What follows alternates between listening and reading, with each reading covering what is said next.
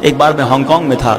اب ایک صاحب تھے ہانگ کانگ میں 35 سال اپنی زندگی کے 35 سال اس بندے نے وہاں نوکری کی, پیسے بھیجتا رہا. پنجاب کے اسلامی بھائی تھے, پیسے بھیجتا رہا. اچھا وہاں کیا کرتے تھے؟ چوکیداری کر کے اچھے پیسے بنتے تھے. یہاں بھیجتا گیا, ادھر کوٹھی بن گئی, لیکن آ نہیں پائے. یہاں چوکیدار رکھا, اس کوٹھی پر چوکیدار, خود ہانگ کانگ میں چوکیدار.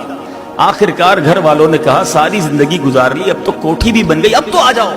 اب اس نے سارے دوستوں کو جمع کیا, کہا میں نے بہت محنت کر لی, اب میرا گھر بھی بن گیا. Now my future is so bright, I have to go. میں تیار ہوں اب جانے کے لیے. فیئر ویل پارٹی ارینج کی گئی. رات پارٹی کے دوران ہی اسے ہارٹ اٹیک ہوا.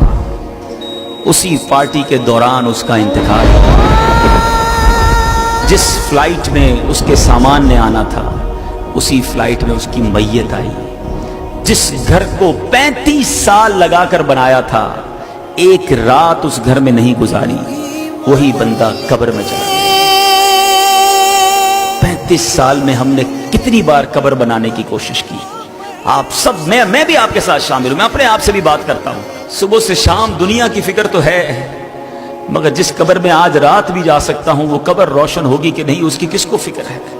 حلال کماؤں تاکہ قبر میں سانپ نہ آ جائیں, حرام کی طرف نہ جاؤں کہیں رب ناراض نہ ہو جائے, حرام کاموں سے بچاؤں. آپ مجھے بتائیں, جس کو اللہ نے کروڑوں سے اچھا بنایا اس کو تو زیادہ سجدے کرنے چاہیے تھے.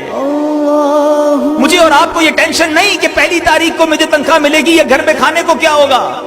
ہم لوگوں کو تنخواہ دینے والے ہیں. ارے اللہ نے جس کو اتنی فیسلٹیز دی ہیں اس کے تو سجدے زیادہ ہونے چاہیے تھے, اس کی تو عبادتیں اور شکر زیادہ ہونا چاہیے تھا. مگر ہم عجیب لوگ ہیں, وہ نعمتیں بڑھاتا ہے, ہم نافرمانیاں بڑھاتے ہیں. وہ رحمتیں بڑھاتا ہے, ہم اس سے دور ہوتے چلے جاتے ہیں.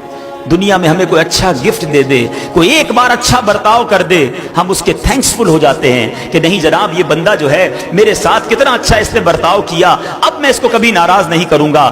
دنیا میں تو ہم یہ ضرور کرتے ہیں, ہمارا کسٹمر اچھا آرڈر دے دے, ہمارا کسٹمر اچھی پرائز دے دیں, ہم آلویز تھینکس فل ہو جاتے ہیں.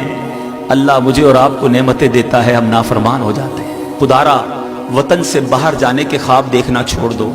اپنے وطن کی آدھی روٹی اپنے ماں باپ کے ساتھ اچھی ہے, باہر کی 4 روٹیاں وطن سے دور رہ کر اچھی نہیں.